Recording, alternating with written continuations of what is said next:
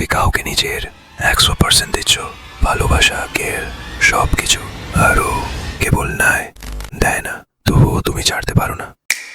এইটাই তো ডার্ক লাভ ম্যানিপুলেশন। এখানে মূল ট্রিক থাকে, ও প্রথমে তোমাকে এক্সট্রিম অ্যাটেনশন দেবে, তুই ভাববা এমন কেয়ার তো কেউ কখনো করে নাই, তারপর হঠাৎ দূরে সরে যাবে, তুমি কনফিউজড, আমি কি কিছু ভুল করলাম। এইটাকেই বলে ইন্টারমিটেন্ট রিইনফোর্সমেন্ট সাইকোলজি বলে। যখন রিওয়ার্ড আসে মাঝে মধ্যে, তখন মানুষ অ্যাডিক্টেড হয়ে যায়, তাকে না পাওয়ার পেইন আর কখনো পাওয়ার আশায় থেকে যায়।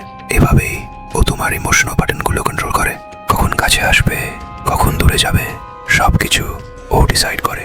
তুমি শুধু হোপ নিয়ে আটকে থাকো। ভালোবাসার নামে এটা এক ধরনের মাইন্ড গেম ভাই, আর এই ট্র্যাপ থেকে বেরোতে হলে আগে বুঝতে হবে খেলাটা, আর সেজন্যই তো আমি আছি। ফলো করে রাখো ভাই, এমন ডার্ক লাভ ম্যানিপুলেশন ট্রিক্স আর অনেক আছে, আর একটা মিস করলে হয়তো তুমি